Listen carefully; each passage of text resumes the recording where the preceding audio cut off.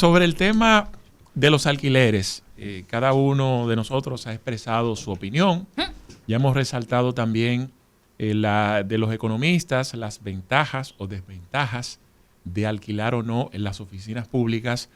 Y hoy corresponde, en nuestro segmento jurídico, precisamente ya tocar la parte legal de estos alquileres, porque con eso hay muchos cuestionamientos. Hay instituciones que han asumido diferentes modalidades. Vamos a ver, ¿verdad?, cuáles son las facultades que tienen, porque una alquila a 10 años sin opción de compra y otra que está a 5 años con opción de compra. Todo eso y lo que la gente siempre sospecha, que es el tema también de la como del fraude que hay detrás de todo y sobre todo el sedazo, los filtros de contrataciones públicas. Carlos Julio Martínez. Bienvenido a su casa.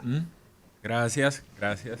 ¿Sabe que sobre el tema de los contratos así de alquiler, de arrendamientos realizados por instituciones públicas, hay un aspecto que me preocupa y es este fenómeno de la privatización de toda la actividad pública?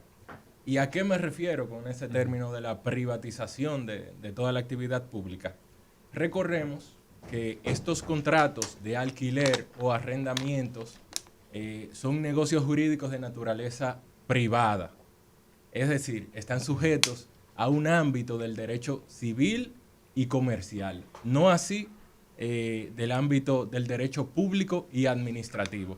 Y ustedes podrían preguntarse, pero ven acá, ¿y qué diferencia habría? O sea, la administración evidentemente puede llevar a cabo contratos privados. Es decir, tenemos por un lado contratos administrativos y tenemos por otro lado contratos privados que suscribe la propia administración pública.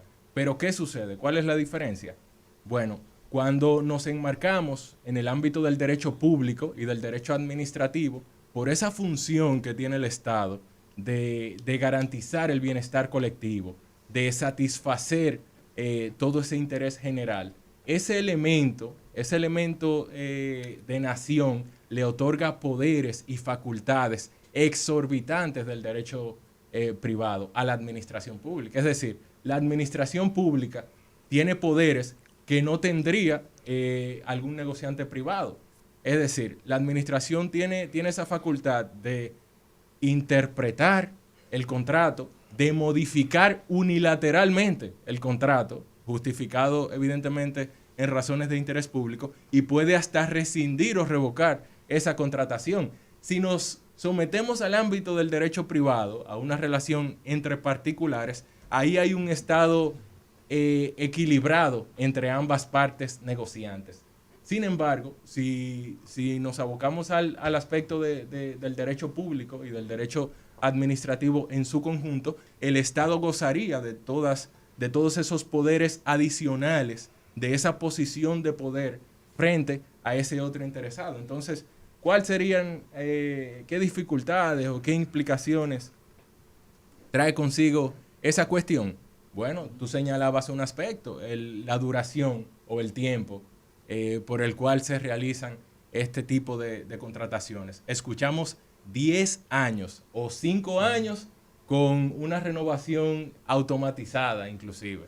Es decir, que ahí también hay otros 10 años simulados o camuflados con algún tipo de subterfugio. Cuando analizamos ese aspecto o esa cláusula desde la materia del derecho civil y comercial, ahí operaría el principio de legalidad simple, que sería, si no está prohibido, de algún modo está permitido. Es decir, si no hay una ley que prohíba realizar una contratación o formalizar una contratación por 10 años, de algún modo se permite. Ahora bien, si analizamos ese mismo aspecto, ese principio de legalidad, en el marco del derecho administrativo o del derecho público, ese mismo principio opera a la inversa.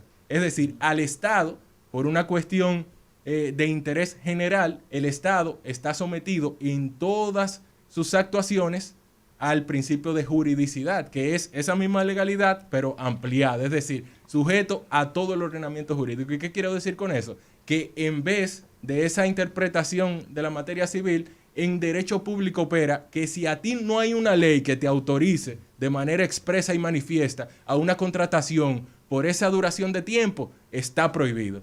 Y ahí entonces operan otros usos, costumbres, por ejemplo, por cuánto tiempo contratan otras instituciones. Ahí operarían normas de derecho, normas y reglas y principios del derecho público en su conjunto, como son el presupuesto anual y todas las leyes de ese tipo.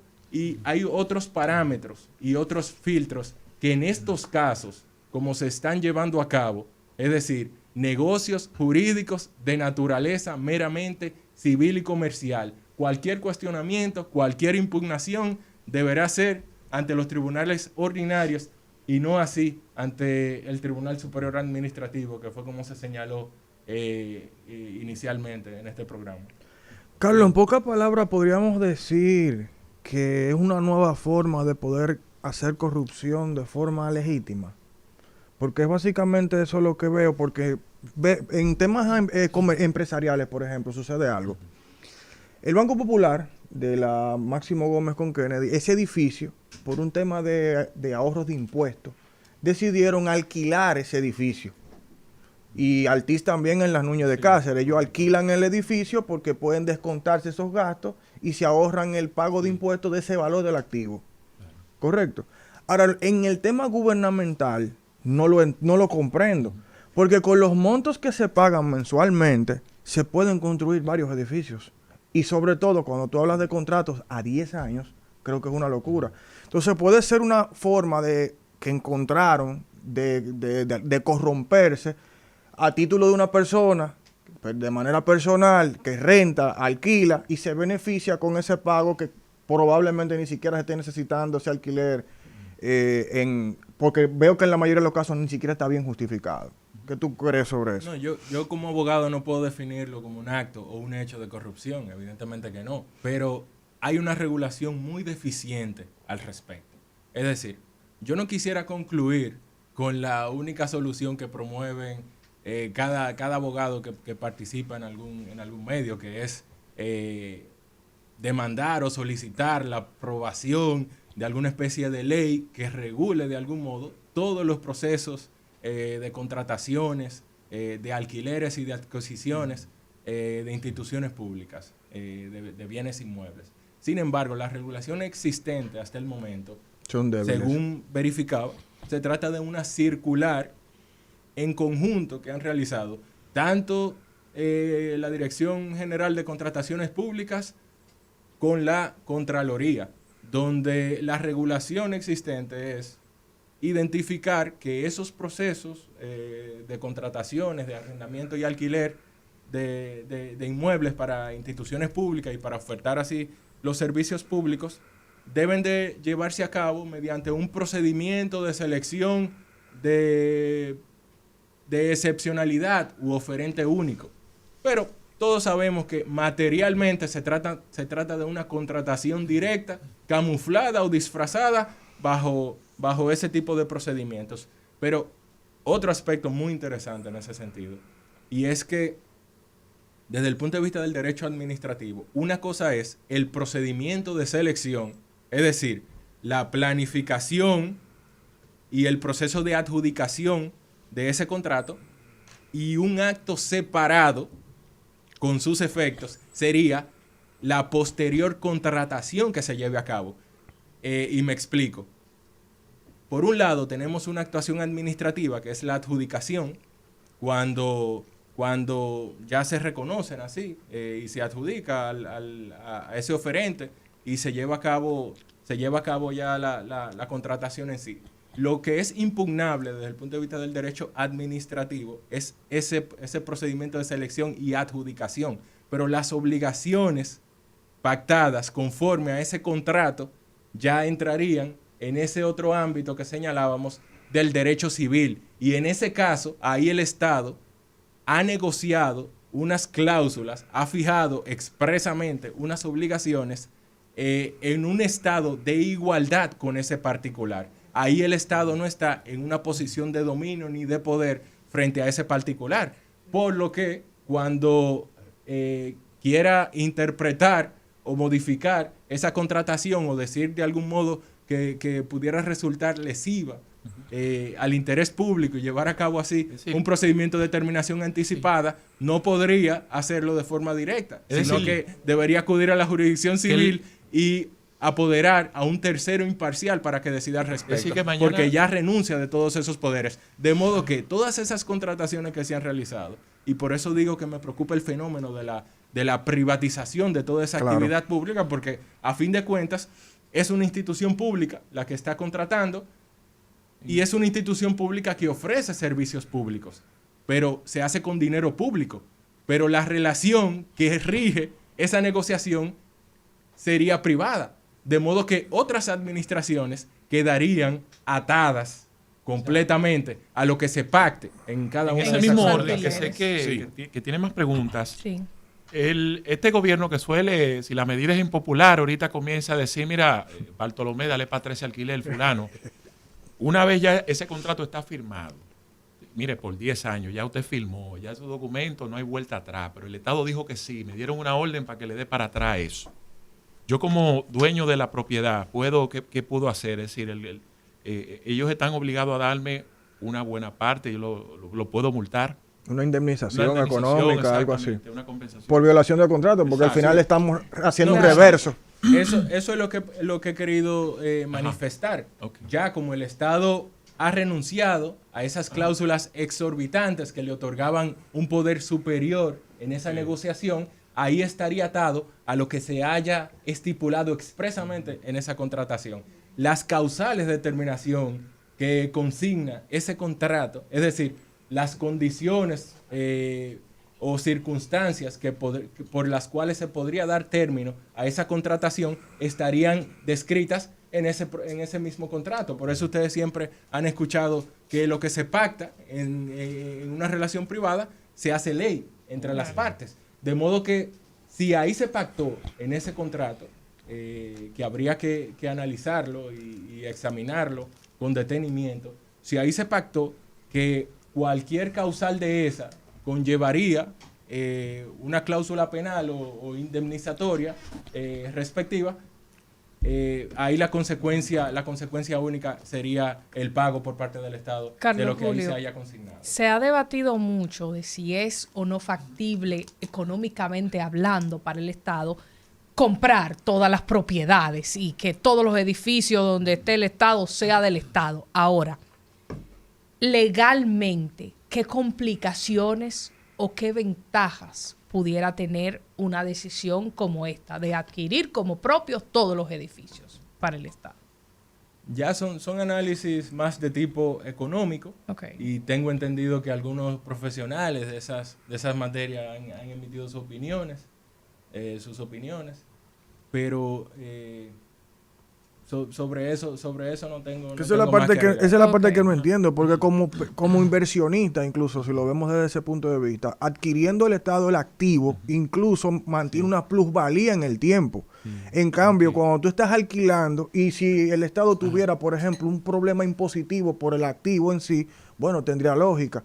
Pero abocarse simple y llanamente a alquilar por alquilar es la parte que Aquí. verdaderamente No, y que no hay está. Sí. Hay alquileres y hay alquileres, porque Sí. por ejemplo, cuando tú necesitas un espacio en una plaza, por algún motivo de que ahí está la gente, bueno, tú lo puedes pensar. Lo que a ti te llama la atención es cuando el alquiler es menor que el remozamiento que tú le vas a hacer y que tú eso no lo cuadres, tú sabes, para Claro. eso. Hay Los dos- alquileres que de a ver. verdad Los dos economistas. uno dice, mira, aquí hay gato entre macutos. Sin embargo, hay otras circunstancias que no son las que han estado en la palestra pública últimamente, que he vivido en carne propia cuando trabajé en el Estado, de que a veces tú necesitas una sucursal en tal provincia y no hay un sitio con las condiciones que necesita para tener ese centro que esté disponible para tú comprar. Y tienes obligatoriamente que alquilarlo porque los que hay para comprar no cumplen con las condiciones No, mínimas. y los dos economistas que defienden, tanto era Jaime Aristi como Antonio Siriaco, te dicen que el Estado tiene un problema de flujo inmediato de caja. Es decir, aunque el Estado se planifique presupuestariamente a tanto dinero en un año, Son el unos Estado millones depende pesados. mensualmente de un flujo más pequeño de caja, y de querer comprar el edificio tiene que hablar primero de un presupuesto grandísimo, de un financiamiento y una serie de condiciones que ellos mismos lo explican. Vianey. Bueno, el Estado se divide por instituciones y además el Estado tiene un presupuesto anual.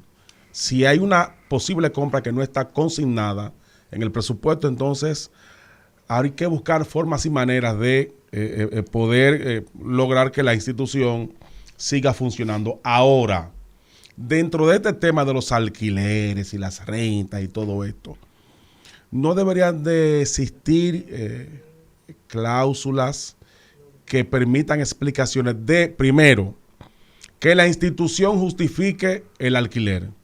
O sea, una institución, por ejemplo, como la Dirección General de Pasaportes, están compartiendo una edificación con la Dirección General de Migración.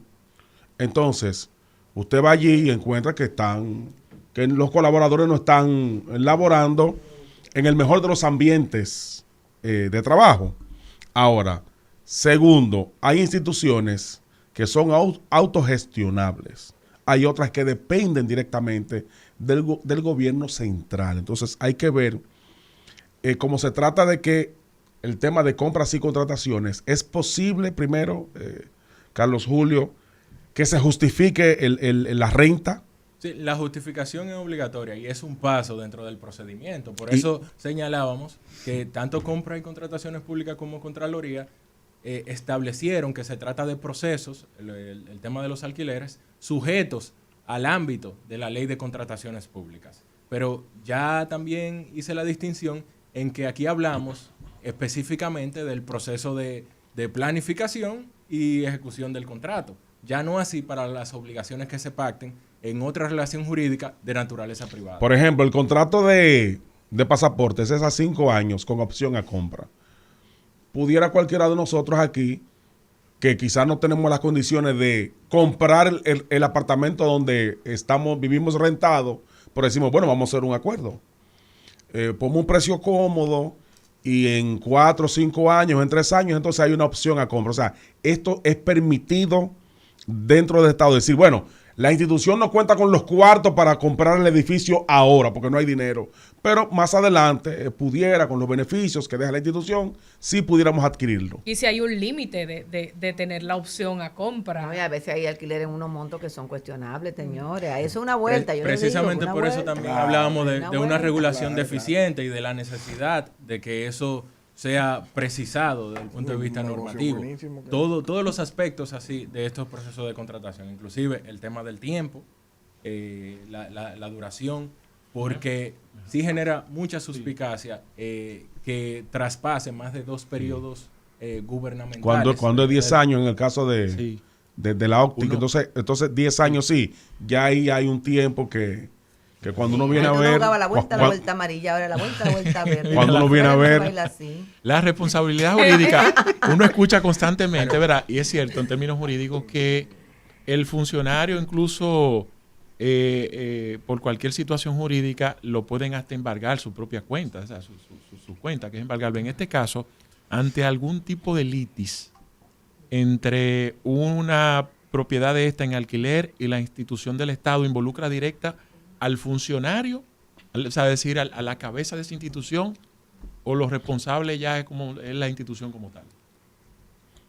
Sí, no, los titulares de la institución, evidentemente quienes hayan participado de esa actuación administrativa, ya hablamos de un proceso de selección, hablamos de un acto que adjudica ese proceso de compras, y también hablamos de una contratación posterior. Desde el punto de vista administrativo, siempre que el funcionario pues haya comprometido su responsabilidad actuando de manera directa, claro que pudiera comprometer su responsabilidad.